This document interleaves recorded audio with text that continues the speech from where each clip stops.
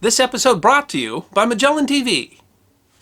Chocolate is yummy, and the world agrees. According to the market research firm Zion, the total value of the global chocolate market in 2017 was some $103 billion. And while no sane person should require an excuse to eat chocolate, nonetheless we continue to think them up.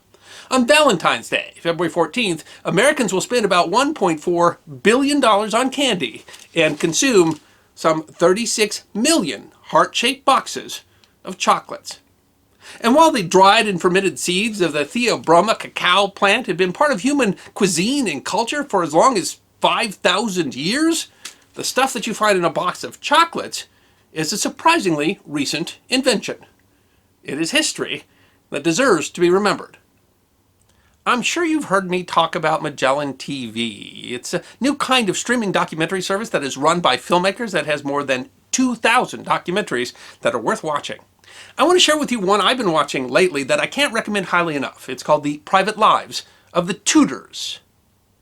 The Tudors are probably the most famous of the families of English monarchs, and the 5 Tudor monarchs are an intriguing lot. The series delves into an understanding not just of the Tudor dynasty, but of how people actually lived in the Tudor period and things that you just won't find in history books. It's yet another truly fascinating series that reminds me why I love my subscription to Magellan TV. I'm a big fan of history documentaries, but you might also enjoy science, space, or nature, all of which Magellan TV offers. Magellan TV has the richest and most varied history content available anywhere. Ancient, modern, current, early modern, war, biography, and even non-historical genres like science and crime are historical in nature. You can watch Private Lives of the Tudors anytime, anywhere on your television, laptop, or mobile device. Magellan is compatible with Roku, Amazon Fire TV, Apple TV, Google Play, and iOS. You can even cast it from your phone to your TV. And the best part is that Magellan TV is offering a 1-month free membership trial to my viewers. If you haven't signed up already, you really should, and all you need to do is use the link that's in the description. Theobroma cacao is a small evergreen tree native to Mesoamerica. When pollinated, the seed of the cacao tree eventually forms a sheath around 20 inches long that hangs from the tree trunk. The pod will include some 30 to 40 brownish-red almond-shaped beans embedded in a sweet, viscous pulp. As the first uses by humans of the pod of the cacao tree dates back to prehistory, it's unclear where the human love affair with chocolate began. Ancient Olmec pots and vessels from around 1500 BC have been found, with traces of theobromine, a stimulant compound found in chocolate. But as the beans themselves have a bitter taste due to the alkaloids in them, it's possible that the Olmecs were consuming the sweet pulp and not the beans. That pulp may actually have been fermented, so that the first human use of cacao was as an alcoholic beverage. Again, it's not clear when the beans of the pod, which are dried and roasted to create cocoa beans, were first used by humans. Traces of brown powder containing theobromine have been found in Mayan pots dating to more than 1,500 years ago. The so-called Dresden Codex, a Mayan manuscript from around the 13th century, describes cacao as being the food of the rain god, and the similarly dated Madrid Codex posits that the gods shed their blood on a cacao pod as part of its production. Those legends were the genesis of the scientific name for the cacao tree. Theobroma cacao is derived from Greek and roughly means food of the gods. Many of us in the modern world still find that description apt. But the Mayan use of cacao beans, which involved letting the beans ferment and then grinding them into a paste, was consumed as a drink. The paste was spiced and then combined with liquid to make a frothy drink. The first European encounters with the drink did not come until the 16th century, where it was seen in the Aztec court. The Aztec lands were not suitable for the cacao tree, and they may have specifically conquered Mayan lands in order to get cacao beans as tribute. In both cultures, the drink was apparently rare, and is only found in the sorts of vessels that suggest its use was confined to the wealthy. The drink, spiced with peppers, was a stimulant and thought to have aphrodisiac properties. The roasted beans were so rare that they were used as currency. But that drink was bitter, not sweet. In fact, the Spanish word for the drink, chocolate, was derived from the Aztec language and roughly translates as bitter drink. It understandably took some time for Europeans to embrace this bitter drink, which was mostly used as a medicinal for upset stomach, until Europeans started to sweeten it into something more like the hot chocolate we enjoy today, and its popularity rose. As processing cacao beans is a labor-intensive process, the growing popularity of the drink also drove a slave trade. as slaves were imported from West Africa to Mesoamerica to work the cacao plantations. By the 17th century, chocolate was popular throughout Europe, although it was expensive and generally limited to the wealthy. It was common enough in the colonies that rations for officers in the Continental Army included chocolate, and was regularly sold by sutlers to the troops. At the time, it was considered to have energizing and nourishing properties, and was often mixed with wine, sugar, and flour to make something called wine chocolate. So in the as much as 5,000-year human history with the cacao plant, still, all we were using chocolate for was to make chocolate drinks. I mean, seriously, no chocolate bits with chewy centers, no candy bars made of impossibly small squares, not even a chocolate chip? In 1764, an American doctor named James Baker came up with a way to press chocolate powder into what he called chocolate cake, but it wasn't like a chocolate bar or even anything like a chocolate cake. It was really just pressed chocolate powder that was broken up in order to make more chocolate drink. And by the way, if you've ever bought a product called Baker's Chocolate and you thought it got that name because it's chocolate that's made for baking, you're wrong. Baker's Chocolate got its name from the company that Dr. Baker started, and that brand name is now owned by Kraft Heinz.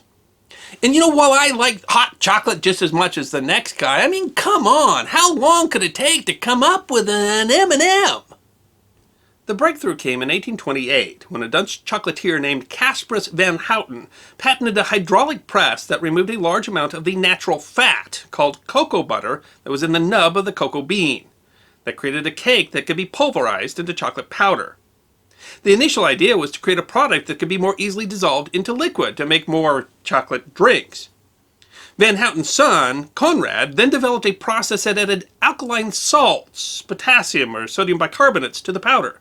This allowed the powder to dissolve more easily in water, but also reduced the alkaline taste, producing a milder taste. The process creates something called Dutch chocolate, and it is the basis of virtually every chocolate product today. If you like chocolate ice cream or chocolate cake, think of Van Houten. Chocolate is still sold today under the Van Houten brand. And as a possible service to humanity, Casparus van Houten neglected to renew the patent on his device, and so in 1838, the rest of the world got to experiment with all the wonderful possibilities that his invention allowed. It was the manufacturing developments of the Van Houtens and others that were said to have democratized chocolate from a treat of the wealthy to a favorite of the masses. Chocolate got a new improvement in 1847 thanks to the British chocolatiers J.S. Fry & Sons. The company had been the first to industrialize the process of chocolate making by patenting a process in 1897 that ground cocoa beans with a Watt steam engine. In 1847, the company developed a process whereby Dutch chocolate powder was combined with sugar and then had cocoa butter added back in, creating a malleable solid, the first mass-producible chocolate bar. In 1866, J.S. Fry & Sons created the first mass-produced filled chocolate bar, the chocolate cream bar, and in 1873 they produced the first chocolate Easter egg. Another British chocolatier, Cadbury Brothers, started producing a chocolate bar in 1849. By 1861, Cadbury was producing fancy chocolates in boxes. It was the Cadbury brothers who had the brilliant idea of linking chocolates to Valentine's Day. The Christian feast day of St. Valentine has become associated with romantic love during the 14th century, when the concept of courtly love, a romanticized chivalric idea, flourished. By the 18th century, Britain had developed a tradition where couples expressed their love for each other by giving gifts on Valentine's Day. In 1868, Cadbury started producing fancy chocolates in boxes, shaped like a heart, forever linking the holiday with the food of the gods. In 1857, a Swiss chocolatier named Daniel Peter was working on a process to introduce milk to chocolate. Previously, powdered milk had been added, but the consistency was not smooth. Peter finally found success when he got help from his neighbor, Henri Nestle, who had developed a process for condensing milk to be used as infant formula. The result was the delight today known as milk chocolate. In 1879, the two formed the Nestle Corporation, which is today the largest food company in the world. In 1879, Swiss chocolatier Rudolf Lindt developed a conching machine. The mechanical stirring machine allowed an even distribution of cocoa butter and allowed unpleasant aromas in the chocolate to evaporate. By legend, Lindt discovered the process by accident when he accidentally left a mixing machine on overnight. The result was chocolate with a smoother texture, superior aroma, and better melting characteristics.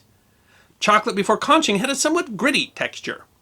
In 2019, Lindt's revenues were some $4.3 billion. Surprisingly, one of the biggest names in chocolate, Milton Hershey, didn't start with chocolate. Hershey's first successful candy venture was making caramel. In 1886, Hershey founded the Lancaster Caramel Company of Lancaster, Pennsylvania. His caramel candies, made with fresh milk, were popular, and the company employed 1,300 workers by 1894. However, in 1893, Hershey shot chocolate-making machines at the World's Columbian Exposition in Chicago. Seeing opportunity, in 1894 he incorporated the Lancaster Caramel Company and created the Hershey Chocolate Company as a subsidiary. But deciding that caramel is just a fad, but chocolate is a permanent thing, he sold the Lancaster Caramel Company to the American Caramel Company and decided to focus on chocolate. In 1907, he introduced the iconic bite-sized chocolate candy known as the Hershey's Kiss. Ruth Graves Wakefield, an innkeeper from Massachusetts, made her contribution to the world of chocolate in 1938. Wakefield and her husband owned an inn in Plymouth County, Massachusetts called the Toll House, where her home-cooked meals were famous. In 1938, she created a recipe that used broken-up pieces of a Nestle semi-sweet chocolate bar to create her famous Toll House Chocolate Crunch cookie. She gave Nestle the right to use her recipe in exchange for $1 and a lifetime supply of Nestle chocolate. Nestle then started making chocolate chips specifically for baking cookies, with Wakefield's recipe on the back. Today, an estimated 7 billion chocolate chip cookies are consumed in the United States annually, and Nestle produces about 250 million chocolate chips a day. In 1927, a former Hershey employee named Henry Burnett Reese invented another popular chocolate confection. Despite the advertising claim that a chocolate lover and a peanut butter lover bumped into each other exclaiming, "You got your chocolate in my peanut butter, and you got your peanut butter in my chocolate," Reese actually developed the peanut butter cup because the cup part made mass production easier. The Reese's company merged with Hershey in 1963, and Reese's peanut butter cups are among the most popular confections in the United States. About 1.1 billion Reese's peanut butter cups were sold in the United States in 2013. One of Hershey's biggest competitors is Mars Incorporated, founded by Franklin Clarence Mars in 1911. Franklin's son Forrest went on to develop the popular Milky Way and Mars candy bars, but is perhaps most famous for the little chocolate candy with an M on it. Mars developed his candy-coated confection in 1940, but the drums of the Second World War were already beating, and it was clear that chocolate would be rationed. Mars made an agreement with Bruce Murray, the son of the then president of the Hershey Company. Murray signed a deal with Mars to provide some capital and the chocolate to make the new candy in exchange for a 20% partnership.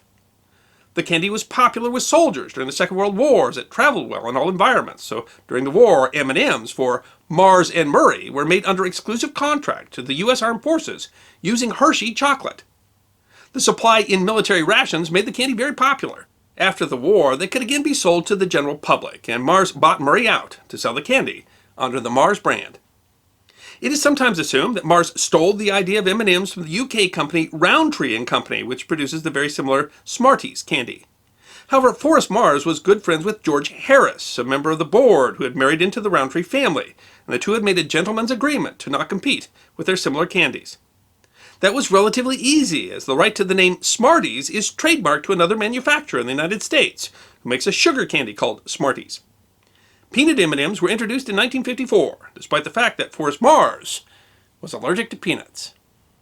The industry still struggles with the sourcing for cocoa beans, with West African cocoa beans particularly being criticized for the use of child labor and the destruction of native forests. The issue has to do with complex problems in the sourcing chain, things like transparency, agricultural techniques, and poverty. Timothy McCoy of the World Cocoa Foundation was quoted in the 2018 issue of Raconteur magazine saying, "If the problem was simple, we would have solved it a long time ago and moved on. But in the end, it is up to we, the consumers, to hold the industry accountable." Over the years, many claims have been made about the health effects of chocolate, as the Guardian newspaper noted in 2018. Chocolate has been touted as a treatment for agitation, anemia, angina, and asthma. It's been said to awaken appetite and act as an aphrodisiac. You may have noticed that we're still just on the letter A.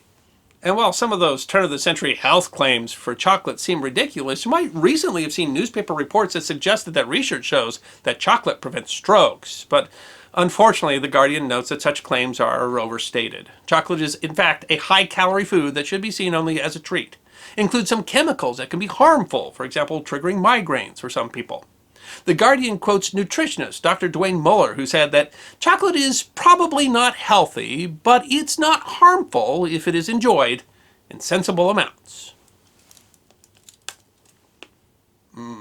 I hope you enjoyed this episode of The History Guy, short snippets of forgotten history between 10 and 15 minutes long. And if you did enjoy, please go ahead and click that thumbs up button. If you have any questions or comments or suggestions for future episodes, please write those in the comment section. I will be happy to personally respond. Be sure to follow The History Guy on Facebook, Instagram, Twitter, and check out our merchandise on teespring.com. And if you'd like more episodes on forgotten history, all you need to do is subscribe.